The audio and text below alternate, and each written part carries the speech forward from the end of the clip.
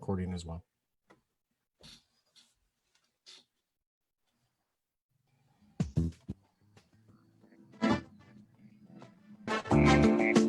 Welcome to Psyched by MG. This is Mary Grace Randazzo-Ratliff, or MG for short. I've been a psychotherapist in private practice for 32 years now. Guess what, everyone? We all have issues. So it's time to lighten up and move forward. Let's stop letting our crap control us and take control of our crap. Hello, everybody. Hey, what's going on? Hello. Good evening. Good evening. Oh, another wonderful week in isolation. Yeah, what's happening, people? What do you? I know. I wanted to check in with everybody. How did everybody do this week? Honestly, it seems like I don't know. It's like I know this is a big joke going around. I'm just losing track of time. Yeah, I don't even know what day it is half the time. Yeah. It's really weird. I feel the same way. The time has, initially I thought it was going to go by slow. And then of course, once you start to get into the whole, I think, cycle of isolating, I think then you start to then wonder how much longer is this going to be? And then time is really like factoring into your daily activities. Like, should I get up and move from the couch to the chair and then the chair back to the couch? Or should I actually exercise and go outside? Oh, you know what, guys, I had so many great ideas. I'm like, I'm going to have so much time off. But I mean, technically I'm still working. We're just doing telehealth sessions. But as far as not being able to go anywhere, I'm like, I had the whole plan too. Yeah, I'm going to start working out. Other things that I can get done around the house that need to be done, and of course nothing's been done yet.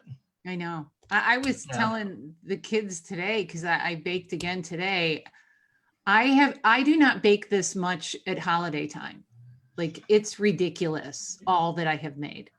And it's fattening stuff. I mean, it's biscotti and cookies and bread. Well, what do you bake that's healthy? Exactly. I mean, I don't think that exists. That's an oxymoron. Biscotti, bread. Yeah.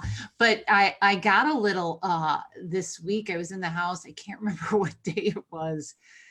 And I thought, oh my God, I have to get out of here. Like, I have to do something. And so I said to my son, let's go for a drive. We drove for like 2 hours. Just driving around, and I felt so much better after I did that, because I did start to get the claustrophobia this week. You know, that little anxiety that says, oh my God, I'm going to pull my hair out. And so we went for a drive, and I have a young woman that used to be our babysitter, and she has 2 kids now, and she's a nurse.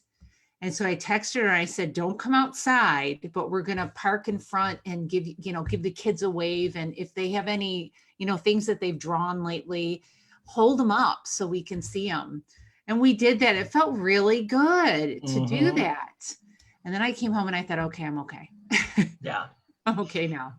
I do have a little advantage, because even though we're doing telehealth sessions, I'm coming to the office to do it. It's empty except for me, so nobody else has been here. But just even having that small routine has helped me, because I'm not at home 24/7.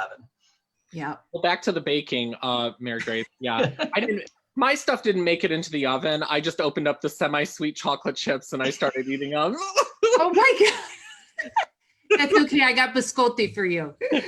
Done with chocolate chips. Yeah, just switch back and forth. I do agree, though, like finding something that's unique and kind of authentic to ourselves in terms of decompressing, like driving around is something I used to do even when I was younger with my parents and even other friends. And it was a decompression. It allowed me to escape for a little bit. No different than going to the movies. You escape for a couple hours. And so, of course, all of us are watching Netflix and all these streaming apps, but you can only do so much. So the driving and walking and kind of, still being safe, keeping the distance, following the, the orders of, CDC and all that stuff. But yeah, no, that was helpful for me. I know. And now everybody got the alert that she's extended it. It's definitely through April 30th. Mm-hmm. But and that wasn't surprising though. We knew that was probably going to happen just based on what's going on, and that really is the best thing. it is making a Smart. difference. It is smart. Absolutely. Well, Absolutely. and I think we talked a couple episodes ago too, and just consistently emphasizing to the listeners too, like, what does feeling safe feel like? And I think part of it is now we're learning more than ever, and we're having to confront that. Like, how do we be safe? How do we feel safe? And then when we don't, what happens? And recognizing that. So yeah. Dustin just came home with a whole bunch of groceries, and I have a routine now. You know, the bleach wipes come out, and before he's allowed to even bring it in, every single thing gets wiped down with bleach wipes. And he, you know, when he's done shopping, he has to throw his clothes right in the laundry and hop in the shower. I will say it has changed perspective too, and I'm sure you guys probably agree. Just making a trip to the grocery store now is not just. I mean, honestly, I don't know if you guys shop like I do. I'll go and I'll forget the first couple things I had to get, and I just go right back up and get it. You know, it's not that far. But now it's not even. I don't know if it's fear. I get more annoyed because I see things that I may have. I don't know if I told the story last week, but I went. No, because it was on Monday of this week. So I had to go to Kroger. We had to do our grocery shopping for the week. So I went late again, just to minimize interactions with people. So I turned down the aisle and I see there are two adults, a man and a woman with 3 kids under 10. And I'm just like, and I'm just annoyed. I just feel that you know, anger coming up in me. And it's protective air. That energy is just like, protect these. Come on, one person to the grocery store, and there are other ways that you cannot feel enclosed. There's safer ways to choose it. It doesn't have to be in the place that has the most germs, and that's the grocery store. I mean, really. That's where everybody has to go at some point.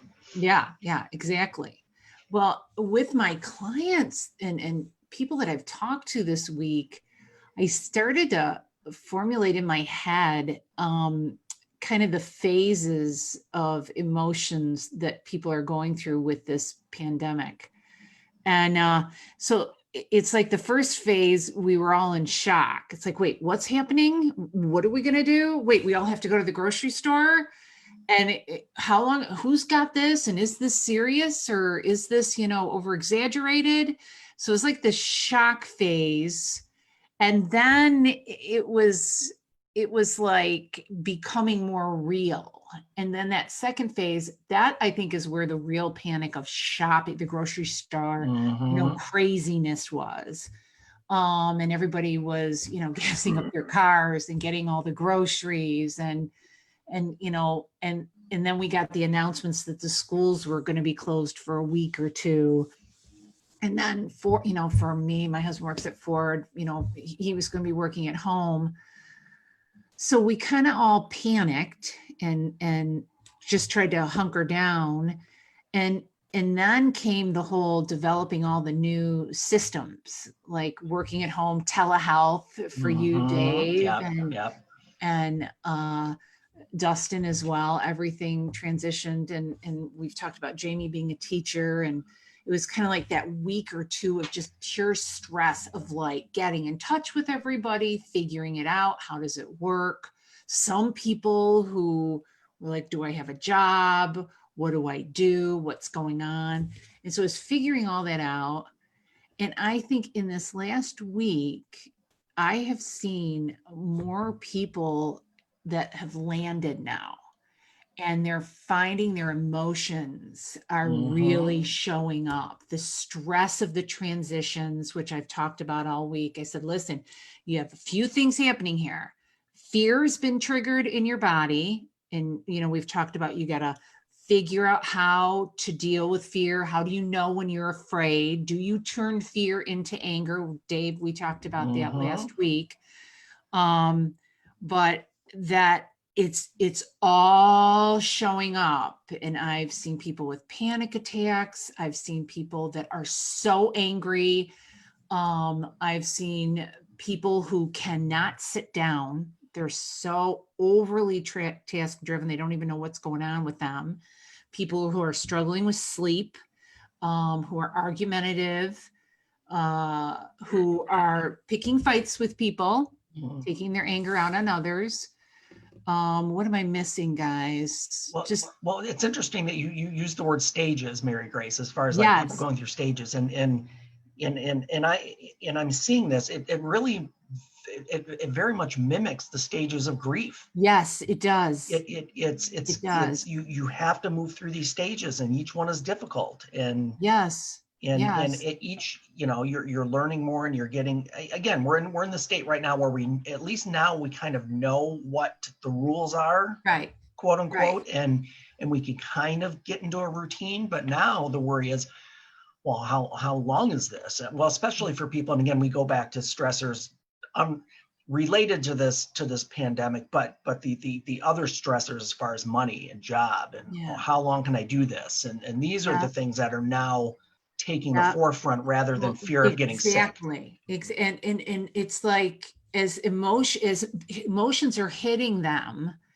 they each person has to get to know, like, what do you look like when you're afraid? What do you tend to do when you're anxious? What do you do when you're sad? Do you turn it into hopelessness and helplessness? Do you start getting into what we all call the despair cycle, where you feed hopelessness and despair? If that's the case, hear me now. This is temporary. This is temporary.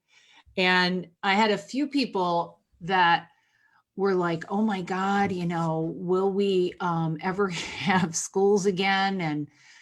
And I said, do you have any idea? We're on a pause. Do you know what's going to happen when this lifts to restaurants? I mean, they better stay open later. Restaurants, nail salons, hair salons, gas stations, there is going to be a huge push, surge that happens in this economy when this gets lifted, because it is temporary. Well, sort of. I mean, the surge could take a while, because again, we're talking, people's finances are affected now, and it all depends on how this is handled, and not to get in the whole political arena, but because they're talking about more government aid for small businesses. They're still working on another package, so we'll see. But hopefully But let me these tell you workers something. get helped. People are going to be going out to eat. Mm-hmm. People are going to be getting their nails done. People are going to get their hair done. People are going to, be at music in the park this summer. I mean, things are going, when I say surge, I'm not saying that everybody's going to start blowing their budgets and going crazy, but I'm saying that, everything is not shut down permanently. There is going to be a swing. You know that old saying, in life, that pendulum swings from side to side. It's happened with every great recession, depression, Mm-hmm. the recession of Mm-hmm. 2006, when It's 9/11. cyclical. Yeah. It is cyclical. Mm-hmm. Well, And we talk so, about, like, those psychological incentives. It's like, and I agree. It's like there's a myriad of different things that are obviously going to kind of multiple factors, but like you were saying, Mary Grace, it's like when people have to eat, people have to, yes, we need to socialize, even if people who don't want to socialize. It's like there's still going to be people going out and wanting to do something, yearning to do something, and that's part of our human nature and creatures of habit. So I think, and that kind of getting into that again, that the incentive psychologically but also physiologically, right? So when psychologically we get our hair done, right? So there's this kind of push to kind of this pull to get us to go there, schedule the appointment, but then physiologically, well, we feel really damn good after we get our hair done. And like, so that's another push that keeps us like, well, yes, what fuels it? I'm going to do it again. So there's this fuel, this energy that's going to, I think there are going to be different periods of robustness. Yes, Where, yes, where there kind of hills and valleys and things that we've experienced before, but I also think it's reminding us of things that we've experienced historically too, which I think, touching on what you were saying earlier at the beginning of the show, is that, it's reminding people to understand, what did you do when? Right? And when being when you were afraid, when you were anxious, when you were panic stricken, because we've all had it. We just haven't touched and tapped into this deep of our cognition, I think, at times, where we actually are in a way forced to, sit down and just understand. Get to know ourselves. Get to know Mhm. Get ourselves. to know yourself. What's Right. going on in between our ears, right? Yeah. And Yeah. try to understand that. And don't feed, my original point is these emotions show up. If you're somebody who goes to a place of despair, you got to get your ass out of there, because that ain't going to do nothing for you. That could put you in bed for a while and make you really depressed, and you could feed that. You have to do what the good parents do when a kid is really scared and spewing hopelessness stuff. You don't say to them, yeah, it could happen. Oh my God, I would be scared too. You can scare crap out of the kid. What you do is, you have to say to the person, and you have to say to yourself, this is temporary. Yeah, This it's is going different. to be okay. It is going to be Mhm. okay. And if you're someone, when the emotions show up, I had a person who is just so pissed off, like every little thing is bugging the shit out of them. And the first thing I say is, you're annoyed and you're angry and you're upset, and there's a reason for it, but it's not because your kids didn't clean up, dinner the way you wanted them to, or that somebody put something in the laundry that they shouldn't have put in the laundry. Your feelings are coming out, and the best thing to do when that happens is say to yourself, there's a couple people that I said, I think you're scared. What might you be afraid of? Mhm. And boom, they started crying. And I said, you have every right to be scared right now. Transitions are scary. We've been in huge transitions. They're stressful and scary. And you just need to let that out. Vent. Let it out, this emotional place. I think the venting is important too. That touches on a point to also encourage listeners to not neglect their own kind of safe space and safe person to go to. And this is where therapy is important. And I think sometimes too, and we've talked about this, Mary Grace, and so even David, we've all talked about it, where it's like, a lot of times when we are scared, sometimes we do want to isolate, but then that's when we need to speak to the therapist and connect the most. And I've even said to patients, and I'm like, even if you need something that's a tangible, kind of object or something tangible, and you want to, call or leave a message, it's tangible. It's not something, if you don't need to speak to me, and if it's not even urgent, but it's still something that you're utilizing because it's safe to you, then that's something that you can use as a resource, as a coping mechanism. And we've talked about that before too. It's like some people say, and just, use your coping skills, but never mind the fact that, well, if you've never really processed what is your coping skill, which is what you're getting at, understand how you cope, then once you do, then it's okay. Well, I'm going to call Mary Grace, or I'm going to call David, and I'm going to talk to them, or I'm just going to send an email or leave a message. Hey, you don't have to call me back. I just wanted to get this off my chest. That's okay. Yeah. And Matt, you make a good point. Is to go off of that too. Again, we say to clients a lot of times, let's use the coping skills that we've been working on. But again, this is a totally different situation that they've ever had to cope with. So it just feels different to them. Yes, exactly. That's why I wanted to get into a little bit of what I was seeing with these phases of emotions and the phases that people are traveling through with this pandemic and being at home, the transition stress. We as therapists talk about this all the time. Transitions in themselves are so stressful. Good transitions are stressful. Change is stressful. The unknown makes people nervous. When you're nervous, you get a lot of adrenaline. Well, if you're getting a lot of adrenaline, how do you usually cope with that? What do you do with it? You can spew over and take it out on somebody else. You can slam things, or you can get really depressed and go inside, but that's not going to help. What you have to do is figure out what is it that you're upset about and vent with somebody. If you're really somebody that just doesn't know how to do that, I had somebody I was talking to this week, and I said, so new, to being self-aware. I said, I just want you to do me a favor. Just watch a good movie that's going to make you cry your eyes out. Just you need a release. It's a pressure cooker, and it's all going in, and the body just has to get it out. And drinking it down ain't going to work. And hitting something isn't going to work. Just watch a movie, or some people get into music and music makes them cry, or they sing really loud and they feel a good release. Do something like that.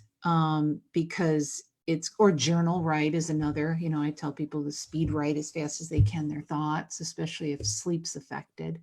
Well, and to add to that, I mean, yes, you need to let it out one way or another, whether it's crying, but again, you need to laugh also. And just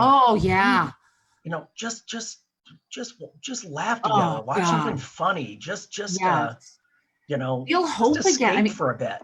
Yeah, you'll notice as soon as you do it, like the laughing, that it's like, oh my God, man, this feels good. This feels good. And a helpful tip and kind of a helpful tool too is when we're talking about venting. And I think for the listeners to also be aware, venting, I think to just encapsulate it a little bit, is that venting doesn't mean kind of venting for 3, 4, 5 hours. No. That's something that's more destructive. It's more kind of self-deprecating.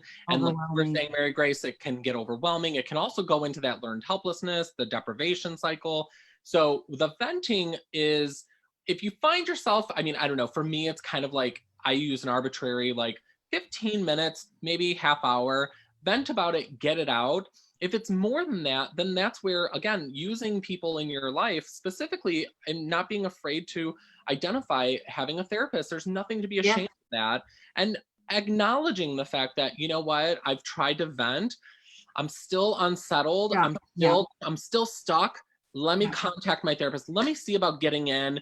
And that's the healthy alternative. Like you were saying, Mary Grace, instead of, and David too, is, okay, well, instead of doing this over here where it could lead to, whether it's, substance use and abuse, or it could lead to criminal activity, it could lead to just even self-sabotage and, sorted communication in relationships. So many other things too that could just be destructive. I think being self-aware. You're hitting such a good point, because the other thing that I saw people do this week, especially when these emotions start coming up, is they turn it inward on themselves.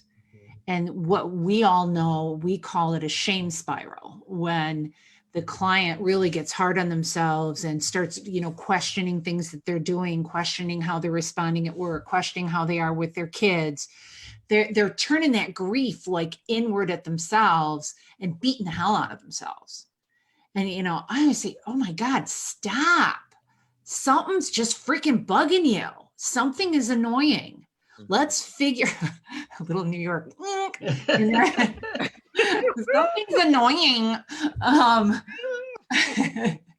Something is just bugging the shit out of you. Get it outward. Don't take it out at yourself, because that's going to create a whole other thing. Just get it outward somehow. And again, like I said, if you don't know how to do it and you're one of those people that doesn't like to journal, then freaking watch a movie. At the very least, watch something that's going to get you to cry and get some stress out or get you angry. I've talked about how I love Rocky movies. Like if I'm like in a pissy mood, I like watching a Rocky movie, because I will scream and yell and air punch and do all these things and have thoughts in my head. The first time my husband saw me do it, he was like, he had a tray, and I remember him coming downstairs saying, who are you and what did you do with my wife? And you don't even like fighting. And I'm like, yeah, but this is really good because it's releasing my adrenaline. Hopefully you don't include Rocky 5 in your favorites. Oh, please. Yeah, I know. Yeah. And I don't like what's can't do it. been done. No, not at all. But so just to kind of sum that up, because it's a good lead in for the movie and things I want to talk about, is just one more thing. Remember that these emotions that are going off are alert systems. They're really, really healthy. One, they release the stress from the body. A lot of stress is going in, guys. This shit's a pain in the ass. Stress has got to come out. And two, they're letting you know that something is wrong. Emotions really are trying to take care of you. They're not a bad thing. Anger is not rage. Anger is healthy. Anger tells you to pay attention. Anger may tell you something's wrong or to notice how somebody might be treating you. So to frame these emotions, they're healthy and they help you to define what your wants, your needs, your limits, your no's, your boundaries. They have a very important function. You just have to learn how to work with them so that they're effective and efficient is the best way to describe it. And to add to that, to learn how to express them constructively. Yeah. Oh, because when you can let and you can express these emotions, you can express when you're angry, but there's a right way to do that. Yeah. And if you fuck up, excuse my French, I'm sorry if I assaulted any French people. Did not mean that. But if you fuck up with your emotions, like we said last week, just own it. Say, oh my God, I can tell right now I'm like batshit crazy. I'm so intense. I'm obviously not okay right now. Do not personalize this. Because if you struggle with doing that, grab onto it and own it so people can know that you're just struggling and not truly trying to hurt them.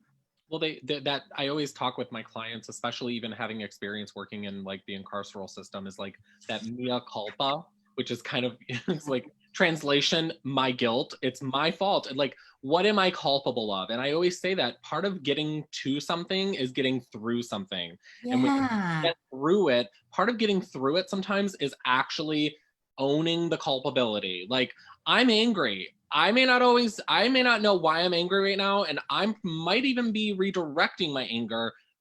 But wait a minute, let's focus on the fact that you're actually acknowledging your feelings and your contribution right now. And I think that's so much, it definitely is much more helpful. And I kind of phrase it to clients too, is that I can't promise you what it'll look like and the outcome in your life, but I can promise you that it'll be a relief, like you were saying, Mary Grace and David, is that it can be a relief of the emotions from your body. Yes, the stress that's building up. It's building up. This is a time of a lot of stress.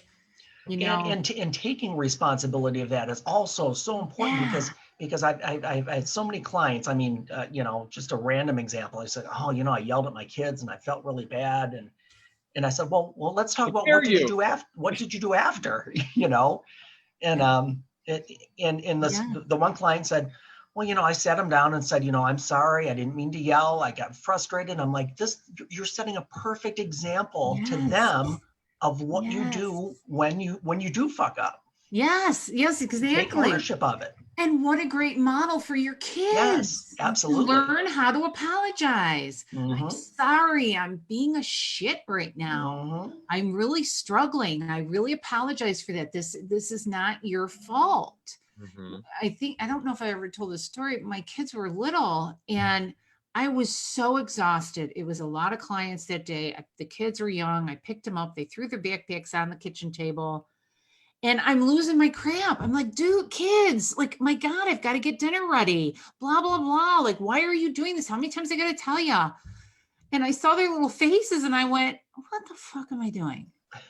And I said, do you guys even know what that is? And I said, I am so sorry. Mommy is sorry. And they said, it's okay, Mommy. I said, no. Do you know what this is? This is called the adult temper tantrum. Mom is tired and she's not doing a very good job right now. And she's taking it out on you and she's sorry. And then I sat down and my kids came over. They're like, it's okay, Mom. But we didn't know that adults have temper tantrums. I said, we do. And you're modeling for them that you can mess up, but you got to be responsible with your mess up. And I think that is the key right there to being effective with your family.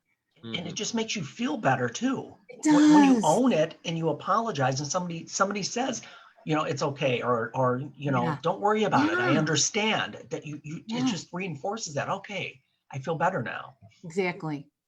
Well, you know, this leads me into my assignment that Mr. David Wright gave me to watch Tiger You might King. hate me for this assignment now that you've completed it. Oh my God. You, Matt, did you watch Tiger King? I completed my assignment too. Okay, you did it. Okay. Mary Matt Grace, Fox, yes, you I did watch watched it. too? My wife and I, we watched it episode 1 through episode 7 or 8, all of it. Right. And I guess there's another episode coming out this weekend. Oh, Tomorrow. you're kidding me. Oh no. I'm sorry, it comes Right. out on Sunday, and it's Joel McHale is going to be hosting with the actual real life individuals from the actual docuseries. Oh and boy. following up with some of those actual non-actors, real life people. I'm watching this thing. Okay, and Dave's Well, let's say first it's the Tiger King. That's what we're talking about Tiger right now. King, And yes. people probably could Tiger have King. guessed just the way we're leading into that. Tiger King. I had an assignment from Dave. Watch Tiger King and try to record yourself. I could do it for a few minutes because you know how I have to talk with my hands. Yeah. I was watching this and I cannot tell you how many flippin' times I looked at the television going, are you freaking kidding me right now? This cannot be reality. Mhm. This Mhm. is so freaking nuts and delusion. I mean, you got like a cult leader. It's such a beautiful lead into talking about narcissism. You know, there's I want can we talk about me for a second? No, I'm just okay, now Matthew just gave you a beautiful example of one of the tendencies of narcissism. Well, maybe we should describe that a little bit. And narcissism is a person who it is all about them. You know, it is about them being everything and that their needs are what is important. When they don't take responsibility for any actions that they do that are wrong, obviously, to others. And if you call them on their mistakes or the things that they do that are hurtful, that are blatantly wrong, they'll flip it around on you and blame you and feel that you have victimized them. So, which clinically we sometimes call gaslighting, because gaslighting is it starts to make the victim, the actual victim, feel like they're actually going crazy or delusional, which they're not. Yes. And they turn other people's needs and wants and limits and no's into a burden or a problem. So when you're living with a narcissist or being around a narcissist, you always feel bad for having needs and wants or no's or boundaries, because to the narcissist, they feel you have to fill their needs. It is about them. And if you don't do that, you aren't a loving person. You aren't a caring person. And this is kind of the message that they constantly give you. And in therapy, you know, I like to say it's like they're psychic vampires that latch on and just suck the life force out of you. You're always drained. And even in therapy too, like I help clients deconstruct themselves. And like you said, kind of removing the things and then what you're kind of forecasting, like we've used that word before, Mary Grace, is like forecasting what that's going to look like when you become kind of disconnected from that, and how you can start to then, you know, proceed with your needs and wants and loves and things like that. Yeah. And so watching this Tiger King thing, holy freaking crap. It made me think of the overt narcissist who is obvious. And what's his face? The lead character there, you know how I'm terrible. Joe Exotic. Joe Exotic is overt. The cult leader guy. What's his name, Dave? The cult one that has many girlfriends and manipulates them. Oh God. Can't remember his name. Darn it. I had it written down, but my husband took it out in the edits. Shoot. I finished this a while ago. I can't remember that guy's name, but But yeah, but But again, there's a guy, again, a classical narcissist, and talk about preying on young, unsuspecting women. Yep, go right there. And making them helpless. Helpless. Jim Neal?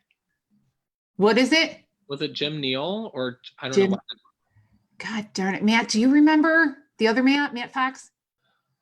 I don't. You're talking about the heavy set bloated guy. Oh, the guy with the harem. Yeah, I can't remember his name to save my life.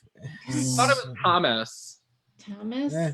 Oh, we'll just make up names. We'll go through a whole name list. We're just making them up. But you know who I'm talking about, the guy. We do know who you're talking about. You know, there's so many people went through that zoo that were just, what? That's real? Yeah. I mean, it's crazy. And so those guys are the I think a lot of the guys were very overt narcissists where, you just go, God, that guy's an asshole. Arrogant asshole. And he's doing what with these women? And they're not paying their workers at all. They're getting all this funding. The covert form of narcissist is Carol. Is her name Carol? I think it is. Yes. Carol Baskin. Carol Baskin. The covert is harder to see because they look like they're these helpers. They're more pathetic, but you have to watch their behaviors because they're highly manipulative. I was just going to use that term. They're manipulators. And they manipulate people with that meek, passive victim type of character. Hello, cats and kittens. Yeah. But when you look at how they really treat people, they give them nothing. Mm-hmm. Their expectations are unrealistic. Yeah. And I met someone years ago and I called her the church lady because, Saturday Night Live. It was just covert narcissist who, she was a church lady, but the way she treated people, oh my gosh, it was horrible. The selfishness and the entitlement and you serve me and I've always got needs and my needs are bigger than yours and my needs hurt more. And so, if you cared at all, you'll give to me. Well, that's freaking Carol. Carol is the covert narcissist. And it becomes, and I'm not using this word as an understatement, it becomes psychological torture. Yes. What happens is you become entangled and actually the claws and the fangs of that and destructive narcissistic person becomes kind of attached to you. And you start to get into that shame and guilt spiral yourself. Yeah. And you start it tears away at your self-worth, your kind of self-actualization. It tears away at basically, in layman's terms, who you believe you are, right? That kind of proverbial, I am worthy. Yeah. When you're surrounded around a person who is, that kind of narcissist, and you start to feel less and less worthy. Yeah. And you could see that play out in the docuseries. Oh man, with all the workers and then especially Joe Exotic's young husbands, these young guys that he just brought in. And I, Dave, if that was a male and a female and that was a young woman, everyone would be more appalled at his behavior. I was so disgusted. Very Grace, you got 3 episodes into your assignment, yes? I saw the whole thing. I couldn't stop watching. Oh, okay. I went nuts.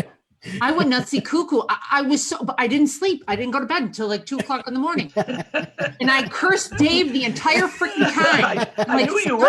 Bitch. I thought, listen, I spent 6 hours on this. You're going to do the same thing. Damn it. Because you get going and it's like, this cannot be. Oh, Jamie was okay. Jamie was 3 episodes in. My bad. Jamie was 3 episodes in. I watched the whole freaking thing. I stayed up really late and I was so wound up. And you know what's shocking about this, and it's not, and I don't say this in a bad way, but being therapists, we have seen, especially being in practice for so long, we've seen so many things, and it's hard to believe these people really exist out there, but they do. They do. They do.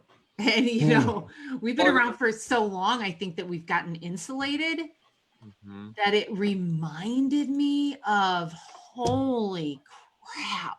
Well, and just as a lay individual too, like if you're starting to like that kind of smell test, like it just doesn't smell right, doesn't, you know, you're kind of thinking to yourself, something doesn't seem right.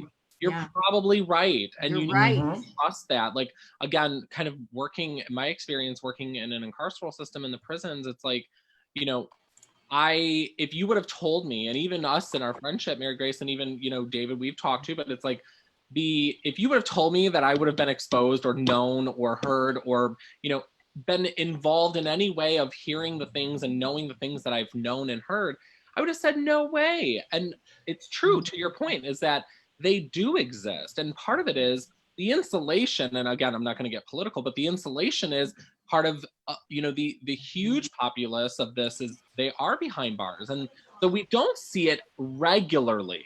So patterns aren't just like smacking us in our face nonstop, although for some people it does. And, you know, my heart goes out to you if you're experiencing that, because it is, there's a destructive path. And, you know, sometimes it just, like, and it feels, you feel hopeless and helpless. And that's when, you know, kind of recognizing and trusting your instinct. And the scary thing is we're and again, I don't want to get off on again, we're not on a political show, but we're faced with this. I know. Constantly right now. I know. And I think people are starting to be that they think this is acceptable. Yeah. You know, Dave, I have to just, I think this is a good lead in to understand and to identify there's different levels of narcissism. And there's the narcissist who's manipulative and, you know, ego driven. And then there's the covert who's the masterful victim that gets you to do everything for them and to never have needs. And then there's the borderline who is even more efficient at the manipulation. They can be suicidal a lot. They'll get more intense in their manipulation to get you to give them what they want. And, you know, I've had situations, you know, I'm working with borderlines for so long where I will, for the person who lives with the borderline, I'll forecast. I've had, you know, situations where people have left borderlines and I'll say, now watch, they're probably going to end up in the hospital and tell you that you have to come to the hospital. But I need you to not go. And there are times I've gotten phone calls. It's like, oh my God, I'm on the way to the hospital. You're not going to believe it. She thinks she's dying, blah, blah, blah. And I'm like, you're going to find that the doctors are going to come back and say, geez, you know, this is a mystery. We just don't know what's wrong. And then the person or he is going to play that out. So there is the borderline. And then the next level of narcissist is the sociopath. And sociopaths and then psychopath. And sociopaths and psychopaths are brilliant. I would put Joe in a sociopath category. They do end up in the criminal justice system. They are very, very intelligent. Their skill set at manipulating the crap out of somebody and being able to read a person's vulnerability is off the charts because they're very bright. And I would say in Tiger King, sociopaths are in there. Like it's a level beyond just basic narcissism, which is the cult leader and frickin' Joe and the guy that bought him out.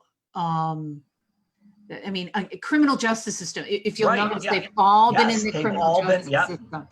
Yeah, that these are high level narcissists who are extremely bright and use their intellect in such manipulative ways. I always tell clients the way you see through it is you have to compare their words to their behaviors. If their words and behaviors match, you have somebody usually of good integrity.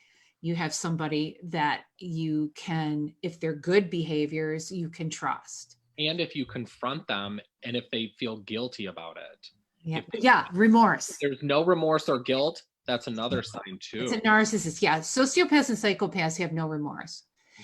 Everyone is an object. Everyone is an object. In the great example, let's go back to Tiger King, is after Joe Exotic's husband accidentally shot himself, the whole funeral was about him. Him singing. Good example. I mean, it was totally, he was the star. Yeah. It didn't, the death was secondary. Oh my God. I mean, the stuff that man said while that gentleman's mother was sitting there. While his mom was there. Yeah. Right.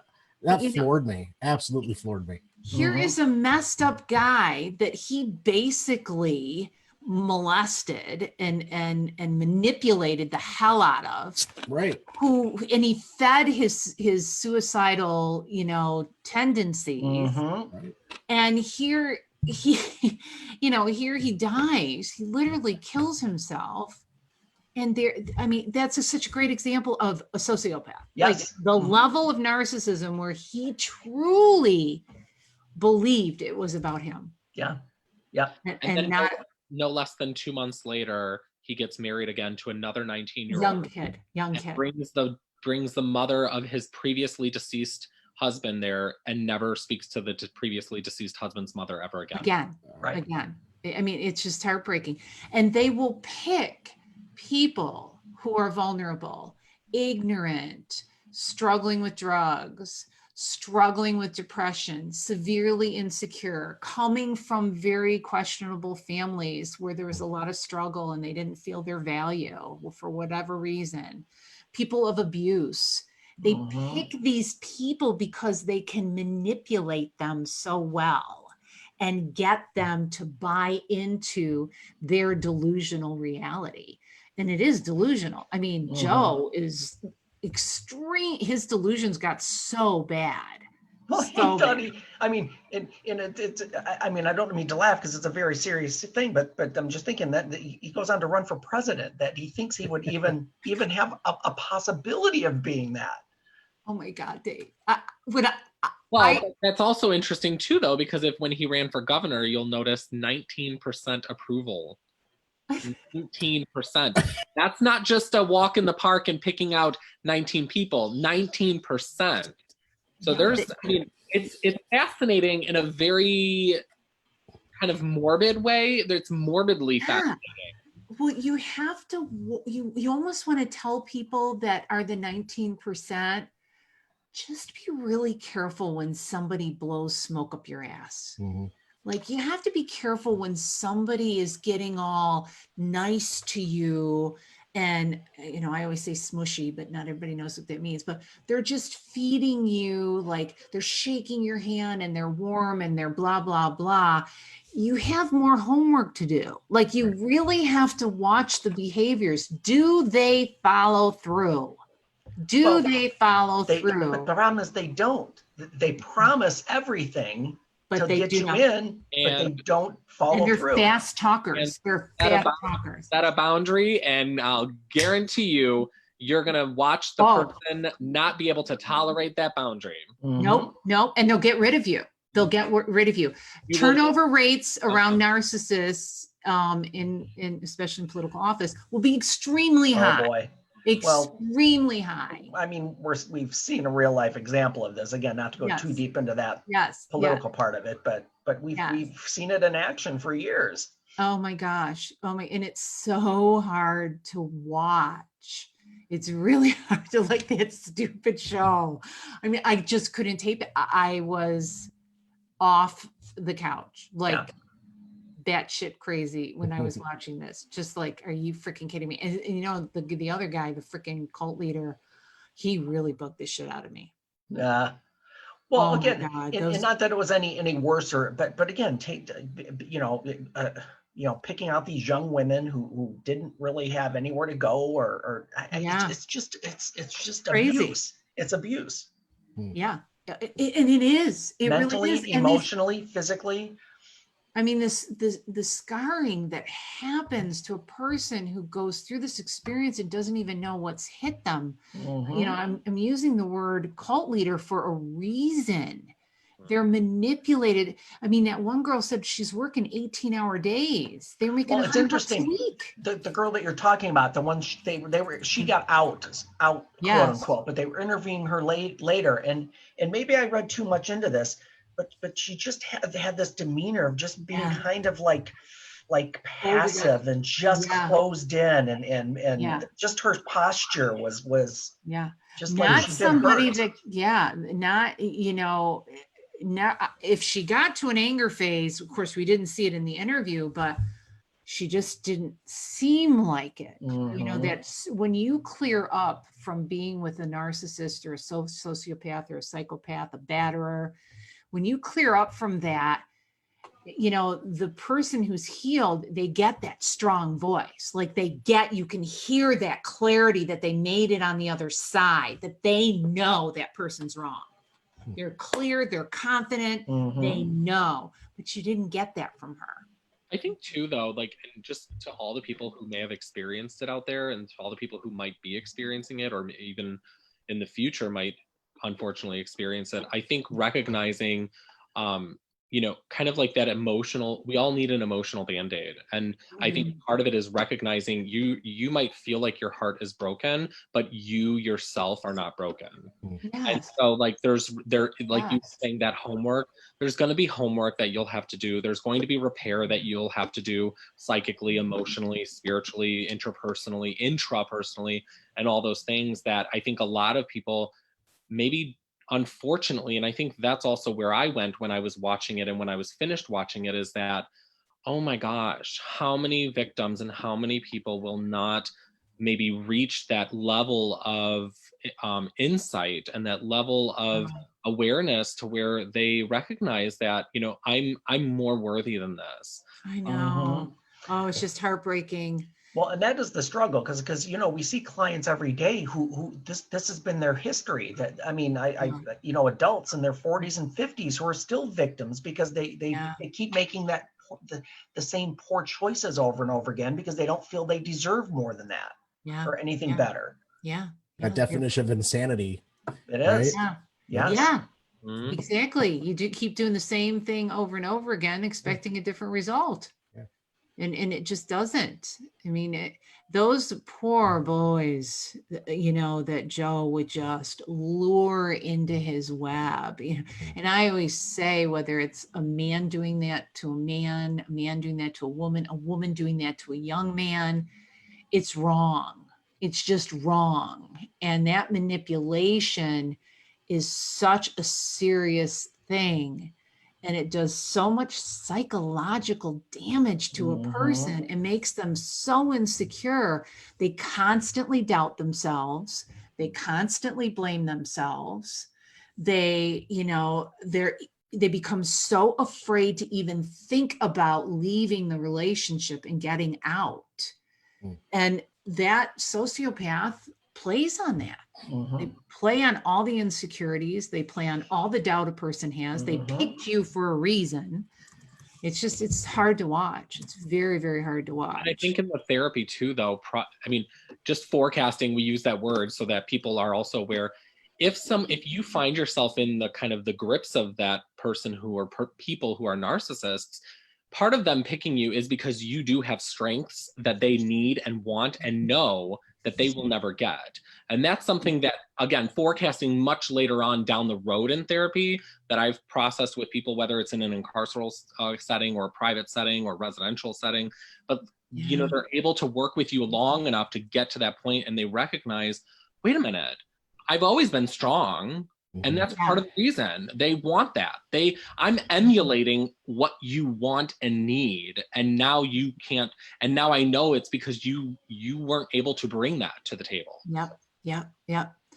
There's a couple of good books that we should probably put out there for anyone who's listening who really wants to learn more about narcissism or being borderline. And the first one is The Wizard of Oz and Other Narcissists. That's a great book. Walking on Eggshells. I think it's something like When Living with a Borderline.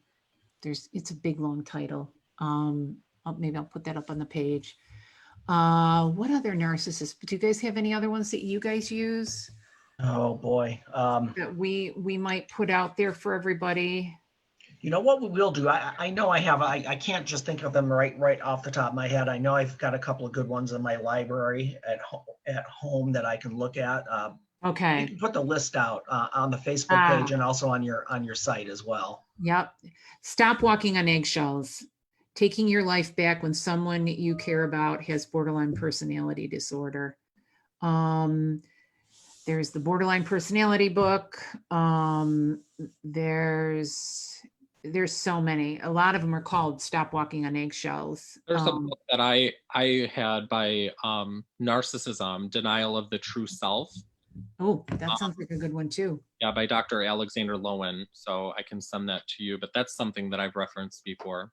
Yeah, these are all good books to, the more you educate yourself, the better it's going to be for you to be able to trust yourself more and take better care of yourself and understand that the person who is narcissistic, they don't bond.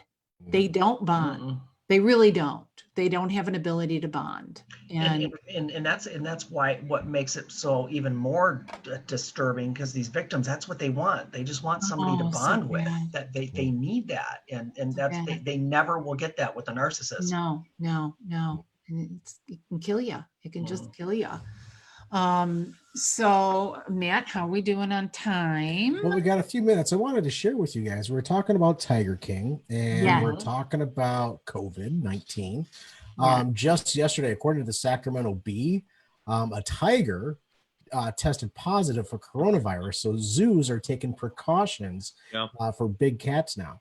Yep. So it started in the Bronx Zoo. I guess they pulling it up here.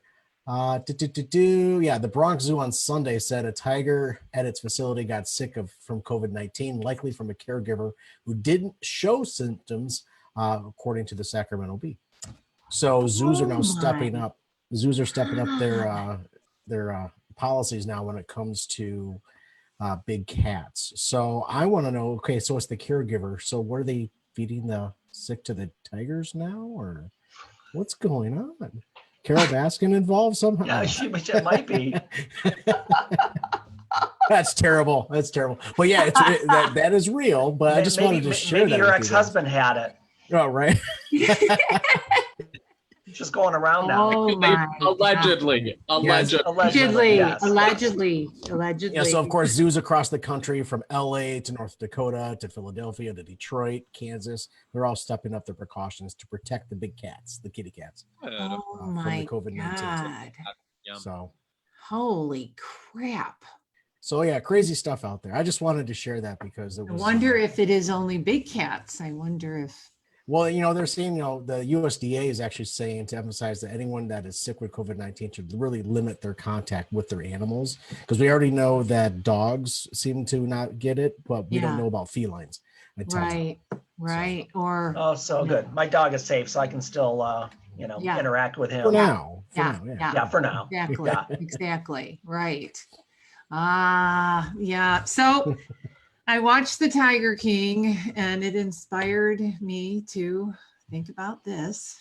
Thank you very much. We'll find I'll find some other good stuff for you. I mean, we have another month inside, so we'll. I know. I'll find some other crazy shit for you to watch. Seriously, I mean, yeah, that's the other thing about talking about this today. I thought, boy, we could really do a lot with movies, because analyzing movies.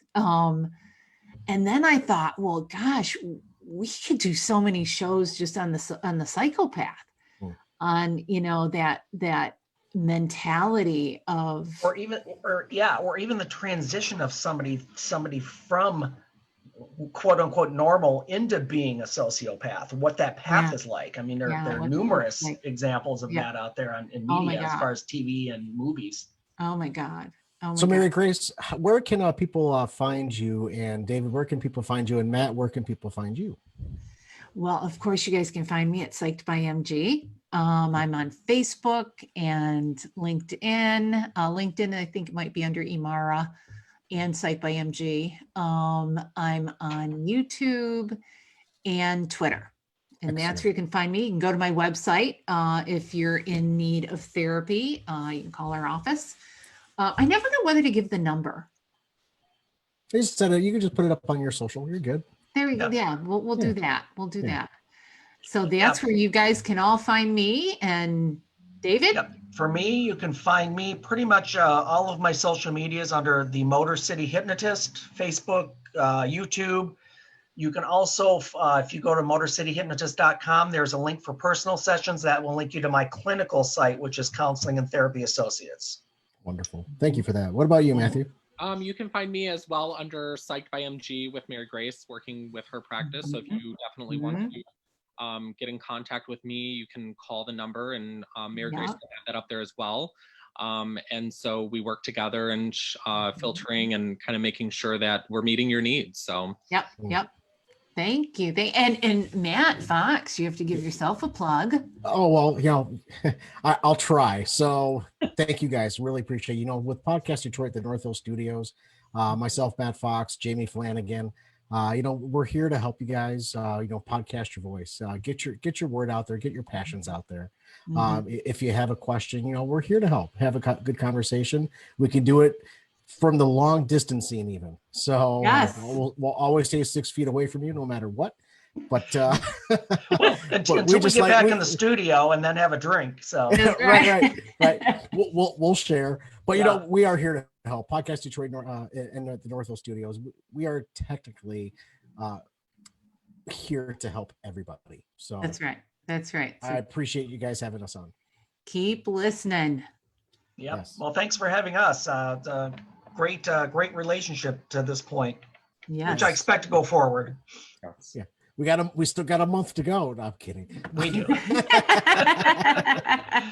But I can't wait to see you guys back in the studio and same here. Jen, cheers and a drink to you guys. Yep. Miss you guys. More wonderful topics to come.